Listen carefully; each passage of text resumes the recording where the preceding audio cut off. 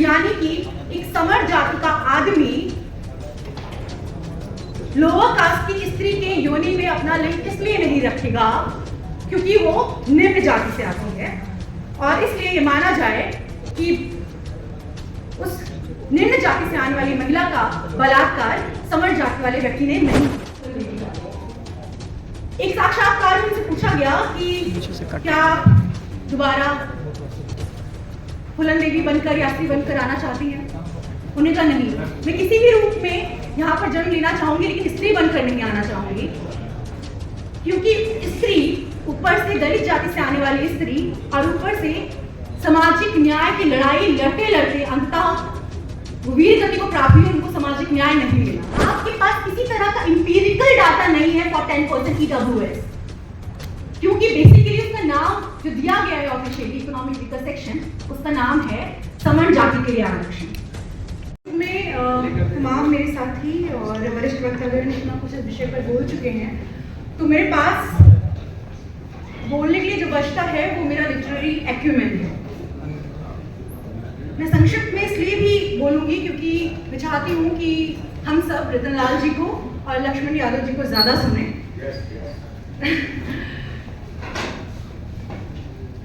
Social justice को सबसे पहले मैं एड्रेस करना चाहती हूँ बिफोर कास्ट सेंसस। वो इसलिए कि कास्ट सेंसस के भी नेपथ्य में सोशल जस्टिस अनअपोलॉजिटिकली मैं कुछ ऐसे शब्द बोलूंगी मन से जो मुझे बोलना जरूरी है सोशल जस्टिस के बारे में अपनी बात उद्धरण करने के लिए।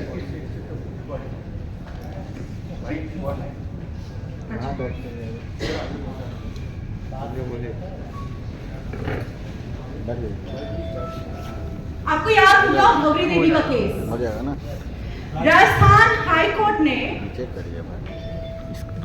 किसका फोन है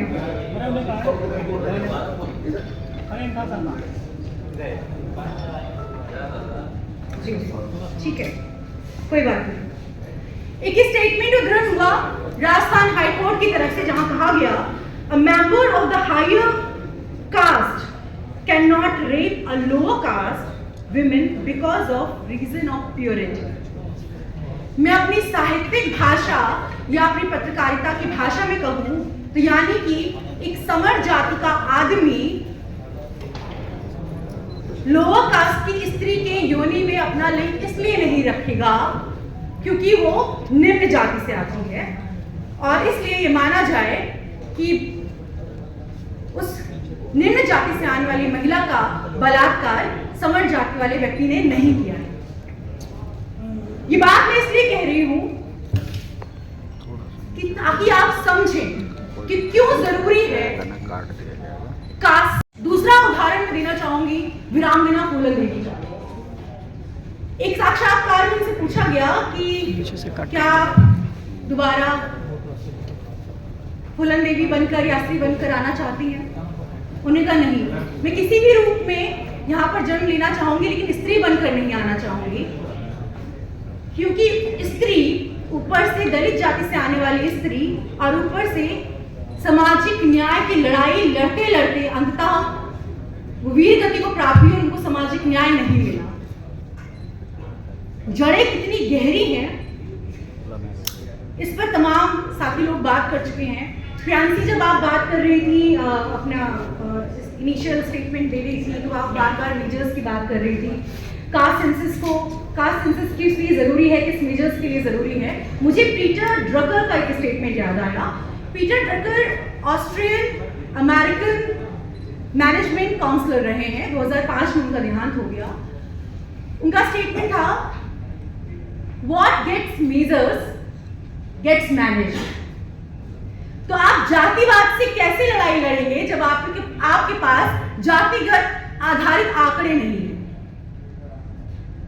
यहां पर मैं बार बार ये कहती हूं कि जब हम लोग जाति जनगणना के पक्ष में बात कर रहे हैं तो हम जातिवाद के खिलाफ तो बात कर रहे हैं, लेकिन जाति आधारित जनगणना हम इसलिए चाहते हैं ताकि जातीय चेतना हमारी बनी रहे। हम जातीय चेतना के पक्ष में हैं।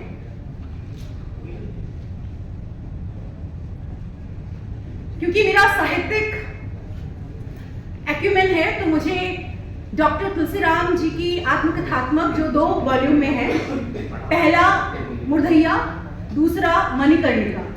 मुर्धैया में एक संस्मरण आता है, वो संस्मरण 1958 का है, और वो संस्मरण इसलिए क्योंकि उस समय बीएचयू में एक फॉर्म दिया जाता था एडमिशन के लिए, और जिसमें एक सवाल होता था एडमिशन फॉर्म में, स्पष्ट तौर से पूछा जाता था, आर यू ब्राह्मण और नॉट अ ब्राह्मण? क्या आप ब्राह्मण हैं या आप गैर ब्राह्मण हैं? ये उस समय बीएचयू के एडमिशन फॉर्म में एक सवाल होता था।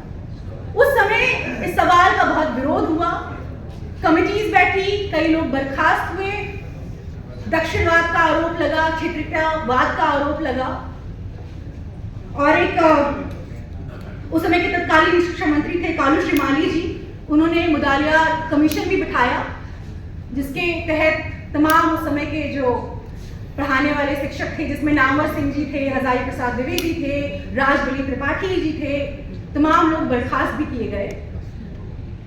नाम मैं बोल रही हूँ, सरनेम आप सुन रहे होंगे, लेकिन मैं कहूँगी सरनेम पर ज़्यादा फोकस मत कीजिएगा, उसके पीछे जो एक ब्राह्मणवाद है उस पर फोकस कीजिएगा। उस वक्त तुलसीराम जी बार बार कहते हैं कि ये स्टेटमेंट इतना ज़्यादा हाहाकार मचा रहा था कि उस समय के जो छात्र नेतागण थे और तमाम लोग थे, एक आंदोलन उन्होंने किया, बाद में वो आंदोलन आगे के छात्रों ने किया, 1966 में भी आगे ले गए। लेकिन इस विषय पर जब मैं विचार कर रही थी तो मुझे लगा कि उस समय हो सकता है कि ये सवाल कि आर यू ब्राह्मण नॉट ब्राह्मण, उस समय वो सवाल हमें परेशान कर सकता है, लेकिन आज के कास्ट सेंसस पर जबकि अनकॉन्स्टिट्यूशनली 10% EWS आ गया है, तो ये सवाल भी अब कास्ट सेंसस में जोड़ देना चाहिए कि आर यू ब्राह्मण और not Brahmin, and you belongs to which category, and what is your sub categories in the Brahmins. मुझे एक बात और कहनी थी, वो ये कि किस षड्यंत्र के तहत बार बार एग्जीक्यूटिव्स ने रोके रखा कि जनगणना तो हो लेकिन जाति जनगणना ना। एक साथी 1931 का जिक्र कर रहे थे और उसके पहले गए, और 1901 के भी कास्ट सेंसस की बात उन्होंने की, पर जब इसके और इतिहास में जाते हैं तो हमें पता चलता है कि ये कॉलोनियल एक्सरसाइज था जो कि 1881 से भारत में आ गया था।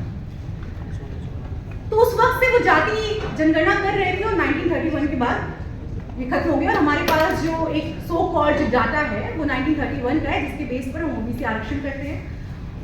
कमाल की बात ये है, हास्यास्पद बात ये है कि क्योंकि आपके पास 1931 का कुछ तो ओबीसी का डाटाज है, उस पर भी आपने electoral constitutional of MP MLA में आरक्षण नहीं दिया ओबीसी में, लेकिन आपके पास किसी तरह का इंपीरिकल डाटा नहीं है फॉर 10% EWS, क्योंकि बेसिकली उसका नाम जो दिया गया है ऑफिशियली इकोनॉमिक वीकर सेक्शन, उसका नाम है समण जाति के लिए आरक्षण। तो किस तरह से लगातार एक षड्यंत्र के तहत हमें बार बार ये बताया जा रहा है कि आरक्षण की बात तो हम करेंगे साहब, लेकिन जातिगत आरक्षण की बात नहीं करेंगे, क्योंकि हमें ओबी SC ST के जो रिप्रेजेंटेटिव्स जो जिसकी बात सर कह रहे थे कि आरक्षण कहाँ से शुरू हुआ था, आरक्षण का जो बेसिक मूलभूत जो बात थी वो socially and educationally backward caste census को देश में रखकर शुरू हुआ था, उसकी बात करनी है। लगातार मनल कमीशन की बात होती है, रोहिणी कमीशन हमारे बीच आया, जहां पर परसेंटेज में आंकड़े तो आए, लेकिन हमारे पास कुछ एक पुख्ता रिपोर्ट नहीं आई। 2011 में कास्ट सेंसस होता है और तमाम सिस्टम से लैस हमारा विश्व गुरु बनने का जो भारत है वो कहता है कि हमसे कुछ त्रुटि हो गई, हम ठीक से सवाल नहीं कर पाए कि हमारे पास कास्ट आधारित सटीक आंकड़ा नहीं आ पाया। We are in the 21st of century. We have AI now. We have thumb impressions. आंख की रोशनी से हम आधार कार्ड से सारा सब कुछ जानकारी प्राप्त कर लेते हैं। मजाक चल रहा है यहाँ, लेकिन ये मजाक बहुत दिन तक नहीं चलने वाला, क्योंकि मैं अयोध्या से हूँ, तो पिछले दिनों मुझे खुश होने का अवसर प्राप्त हुआ। तो मैं चाहती हूँ कि मैं जानती हूँ कि जब ये अवसर जो मुझे मिला है अयोध्यावासी होने के नाते, जहाँ पर बीजेपी बहुत बुरी तरह से परास्त हुई है, अगर वो जाति जनगणना नहीं कराते हैं तो अयोध्या जिले के वासी होने के नाते जो आनंद मुझे प्राप्त हो रहा है वो तमाम जिले के वासियों को प्राप्त होगा आने वाले समय में। जैसा कि हमारे नेता साहब कहकर भी गए कि अच्छे दिन आने वाले हैं, और हमारी जो एकता है वो सिर्फ इस हॉल के भीतर बैठे हुए शख्सियतों पर नहीं आधारित है, वो तमाम और जगह पर भी प्रतिनिधित्व कर रही है, जागरूकता दे रही है, जहां से हम अपनी अपनी बात कर रहे हैं सड़कों पर उतरकर, मंचों पर और वोट के सहारे पर। मैं एक जगह पढ़ रही थी कि जब 1935 में मेडिकल कॉलेज कलकत्ता में पहला मेडिकल बैच आया, तो मुझे लगा कि पहला मेडिकल बैच है वो भी कलकत्ता में, तो मैं ढूंढने लगी कि इसमें SC ST से कितने स्टूडेंट हैं। ऑलमोस्ट ना के बराबर एक भी SC ST कैटेगरी से आने वाला स्टूडेंट नहीं था। और हद तब हो गई, जब मैं इसके आगे और पढ़ने लगी, हद तब हो गई जब पता चला कि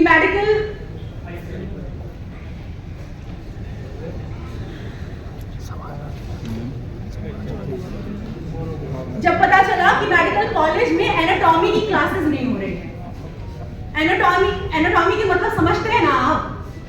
एनाटॉमी की क्लासेस इसलिए नहीं चल रही थी कि अपर कास्ट के स्टूडेंट्स लोगों ने लोअर कास्ट के लाशों पर पढ़ाई करने से इनकार कर दिया था, यानी कि उनकी लाशों को छूने से इनकार कर दिया था।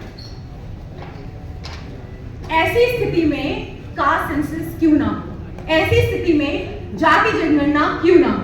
मैं देख रही हूँ कि एक और बहुत शानदार वक्ता और समाजवादी नेता हमारे बीच आ चुके हैं, तो मैं अपनी बात को समाप्त करूंगी और मैं चाहूंगी कि हम लोग रघुलाल जी को, लक्ष्मण जी को और धर्मेंद्र जी को सुने।